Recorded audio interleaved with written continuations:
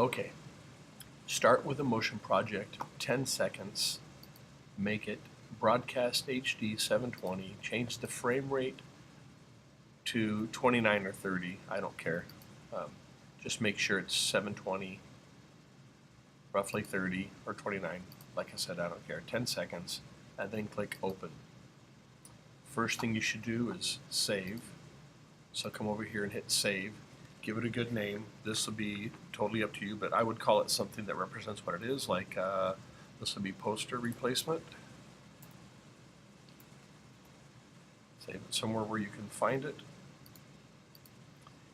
And then come over here, shrink to fit. All right, so now go ahead and import your video. And I have my video in a folder over here. You will have it in a link. So here's this. So import the video first, classroom posters. This is a video of our classroom. This is what it looks like. Just real simple. Pan. You're going to replace this Iron Man poster with a different picture. You're going to pick your own picture. Make sure it's the same aspect ratio. In other words, if it's vertical, you're going to do vertical. So import. There you go. And I'm going to use my photo. So import the photo you have. Or it could even be a video, a vertical video. I just have that. So hit import there. So I have both of them right here. Here's my video. Let me slide that over. Shrink that. I can't. All right, right there. So here's the new poster. There's the video. Okay. And you'll notice when I click on one, it shows the outline. So click on the photo, whatever you have, and drag it kind of in the right area where the other poster is, and go ahead and shrink it to the right size. Just roughly. You're not going to get it exact. You may want to zoom in a little bit more. I'm going to zoom into maybe 100%. Use my mouse to scroll over. And just get the corners kind of in the close area. You're going to adjust that here in a second. So it's generally right there. Now, down here, choose the Distort tool. And you're going to match these corners. And now, if you get the lines kind of snapping and not cooperating, hold down the Command key. And then you can move the corners a little more freely. And you want to match the corners up exactly. Remember, you can't do this with any other tool. You got to use the Distort tool. So I'm going to do that. I'm also going to zoom in just a little bit more on this. I'm going to zoom into 200%. Now scroll over to where that is, because you can see I didn't quite get it. So I'm going to overlap that.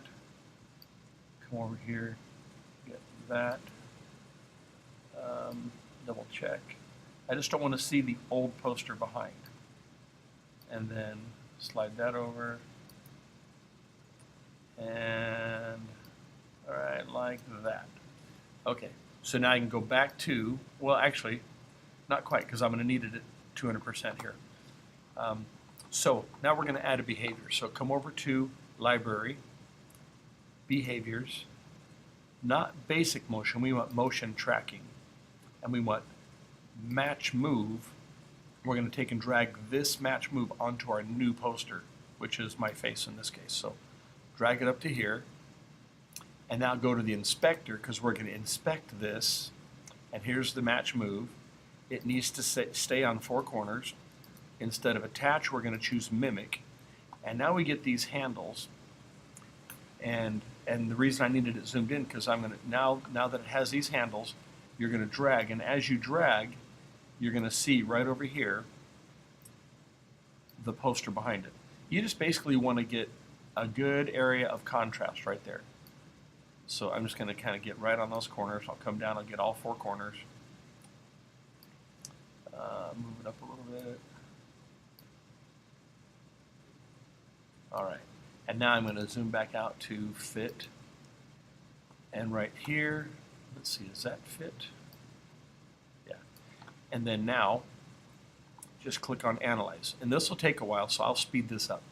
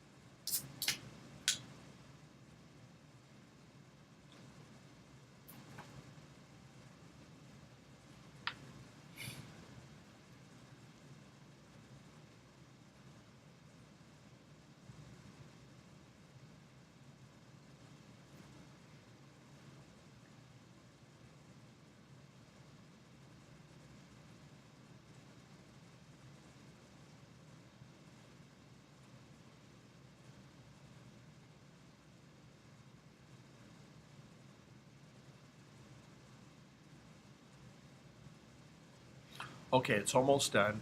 If it had had problems, you would have seen some of these lines jump, but as you can tell, they're all kind of smooth, so they're following the tracking of the video, which is a good sign.